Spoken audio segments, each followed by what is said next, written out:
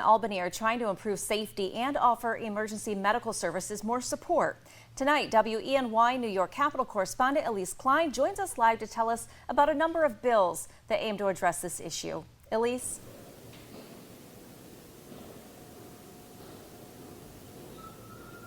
Renata, good evening. Some of the bills within this legislative package are making progress here, but they have yet to pass both houses, and many lawmakers are stressing EMS workers are frontline workers of healthcare, and they need more support from the state than what they are currently receiving.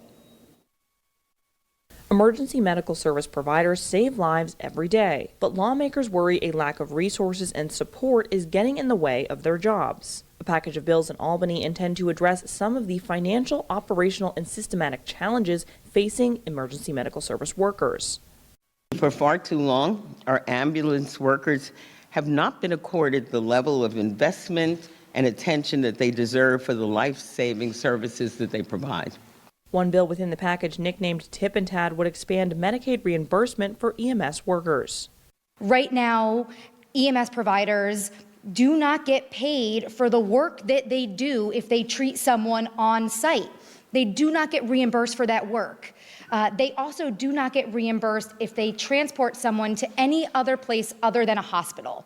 Senator Hinchy says this bill would be a game changer for EMS workers. Another bill within the package intends to increase the tax credit amount for volunteer firefighters and ambulance workers from $200 to $800 for eligible individuals and $400 to $1,600 for eligible married filers.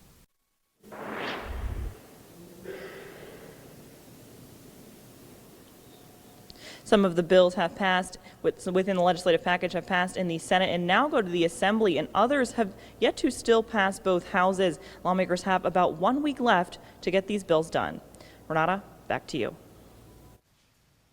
Elise, thank you. Well, former President Donald Trump says he will appeal his conviction a day after a New York jury found him guilty of all charges in his so-called hush money trial. Michael George reports tonight from outside Trump Tower. Former president and now convicted felon Donald Trump said his team will appeal a New York jury's guilty verdict as he railed against the judge.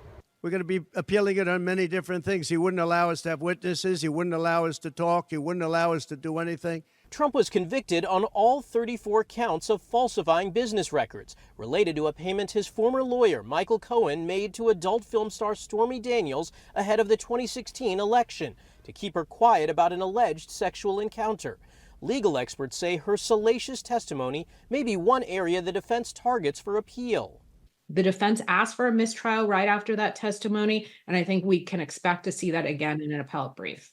As he has throughout the trial, the presumptive Republican presidential nominee once again claimed without evidence the case was orchestrated by his political rival. This is all done by Biden and his people. President Biden, who'd remained silent throughout the trial, pushed back Friday, noting it was a state, not federal case. Donald Trump was given every opportunity to defend himself, and it's reckless, it's dangerous, it's irresponsible for anyone to say this was rigged just because they don't like the verdict. Sentencing is set for July 11th, just days before the Republican National Convention.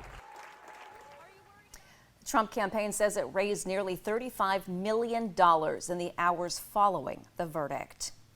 Well, a bill in Albany is trying to help farmers better access an overtime employer tax credit. We'll tell you more about the legislation and where it stands.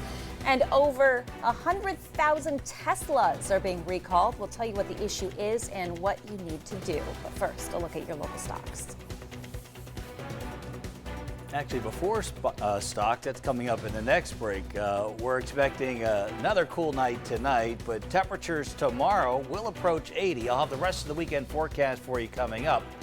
First, here's a look at our Mansfield Skycam. You're watching WENY News at 5:30.